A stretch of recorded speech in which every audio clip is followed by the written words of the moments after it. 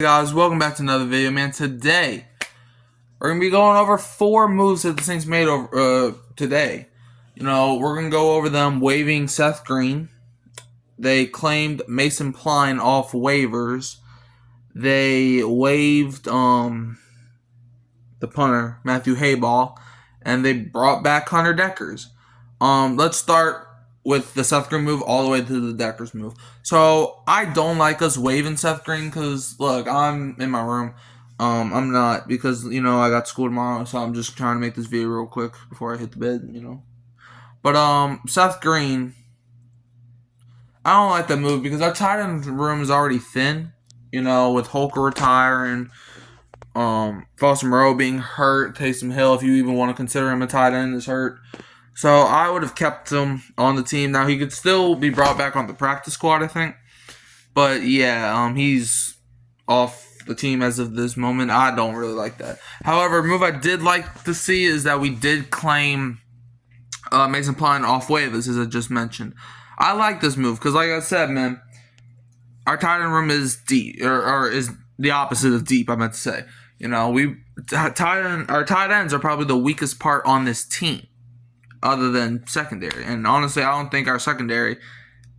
Honestly, I think our tight end is probably our weakest position group. Like, I like Juwan Johnson, but he's the only guy in this tight end room right now. Like, who's even our backup? Or is it Jack Stoll? And I'm not counting Foster Moreau because he's hurt right now. Like, maybe he'll be back week 1, maybe. But the Saints got a lot of moves because I think they got to cut it down to 63 players, like in a week or two. So they got a lot of stuff to do. So yeah, I like the move to claim Mason Pline, something like that.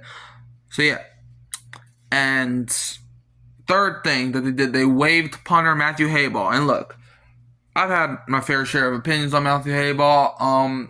I do like this move though, because ever since the 2021 Blake Gillikin, we've not had a sustained punter. Now, people are like, oh, it's just a punter. Nah, bro. Special teams are literally special. Because if you don't put teams back in like their own 5-yard line or something, and bro, what's going on, my quality, dude? Is this okay? It looks like it's good now.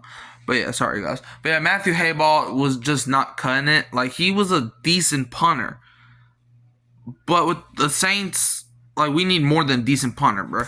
If we're going to win games, we need a good punter to pin them. So our defense doesn't have to freaking only stop them for 45 yards. That's a stretch. But, like, there's been countless times where the other team gets the ball like the 30-yard line, the 35-yard line to start. And that's not what I'm looking for. I'm looking for them to, if they want a touchdown, they got to go 90 yards, 80 yards, something like that. Not a freaking half a field. Like, almost. Like, right now. So, Matthew Hayball, I wish you the best, and we'll see. So, I think our punter this year is going to be James Burnup, unless we bring somebody else in, or shoot, you still might bring back Matthew Hayball. However, a move I don't really understand is us signing Hunter Deckers. Like, look, I like Deckers. I think he has a bright future. But what was the point in cutting him in the first place? Like, just to bring him back a few days later.